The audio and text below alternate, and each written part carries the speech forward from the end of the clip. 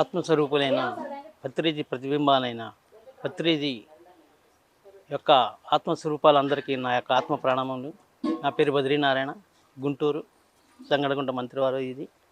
నేను ఈ జ్ఞానంలోకి రాకముందు పత్రిజీ గారు ఎందుకు అందరికీ మహిళా జ్ఞాన చక్రం, మహిళా ఇది మహిళల్ని అందరూ ప్రోత్సహిస్తున్నారు అని ఒక ఈర్షాభావంతో ఉండేవాడిని.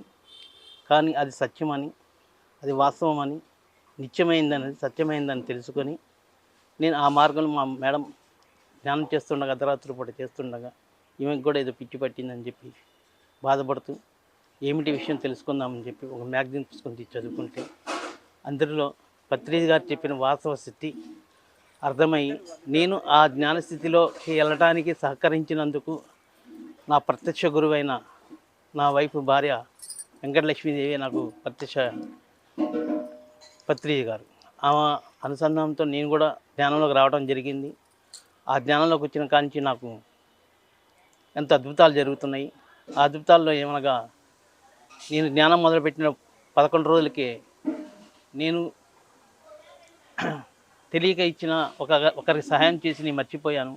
ఆ సహాయాన్ని తిరిగి పొందిన వారు వాళ్ళు ఏ పరిస్థితుల్లో తీసుకున్నారో నేను అట్టి పరిస్థితుల్లో ఉన్నప్పుడు తిరిగి నాకు అందించి మహా ఉపకారం చేసి మా ఎదుగుదలకు సహకరించారు. కాబట్టి వాళ్ళందరికీ నాకు కృతజ్ఞతలు.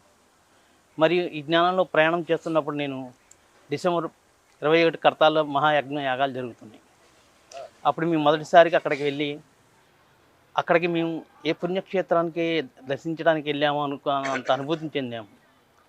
అక్కడ ఆ శక్తి స్థలంలో కూర్చొని ధ్యానం చేస్తుండగా పత్రిజీ గారితో నేను సరదాగా జ్ఞానంలోకి వచ్చిన సరదాగా పత్రిజీ గారితో, ఏంటి సార్, నేను మీ జ్ఞానం మార్గంలోకి రావాలంటే నేను ఒక 20 అడుగులు వేస్తాను, మీరు నాకు ఒక అడుగు చేయుతనివ్వండి అని సరదాగా స్మరించుకొని కూర్చున్నా సంకల్పంలాగా. అలా కూర్చున్న 2 నిమిషాలకే పత్రిజీ గారు సశరీరంగా అక్కడి నుంచి పెంచి లెగిసి కిందకి దిగి వస్తూ ఒక స్టెప్ కిందకి దిగి చెయ్యిచి రా అని పిలుస్తున్నారు. ఏమిటి ఇది విచిత్రమా, కలయా మాయా నా అయోమయ స్థితిలో ఉన్నప్పుడు నీవే కదా 20 అడుగులు వేసి నా దగ్గరికి వస్తా అన్నావు, నేను ఒక్క అడిగేసి నీ దగ్గరికి వచ్చాను రా అన్నారు. అప్పుడు మొదలుపెట్టిన నా ప్రయాణం ఇప్పుడు దాకా కూడా చక్కగా పత్రిజీ గారి ధ్యాన జగత్తులో చక్కగా నడుస్తూ ఉన్నాను. శాకాహార జగత్తులో, శాకాహార ర్యాలీలో, ధ్యాన జగత్తులో, బుద్ధ పిరమిడ్లో శక్తిని, అనంతమైన శక్తిని స్వీకరిస్తున్నాను. కాబట్టి ప్రతి ఒక్క మానవుడు తన ఎదుగుదలకు సహకరిస్తున్న ప్రతి జీవిని పట్ల విశ్వాసంతో, ప్రేమతో, ఆప్యాయత, అనురాగంతో ఉండాలని కోరుకుంటూ, ఏ జీవిని చంపే హక్కు లేదు కాబట్టి ఏ జీవిని మనం చంపకూడదు. మాట ద్వారా కానీ చేతుల ద్వారా కూడా మనం ఏ జీవిని మనం హింసించకూడదు.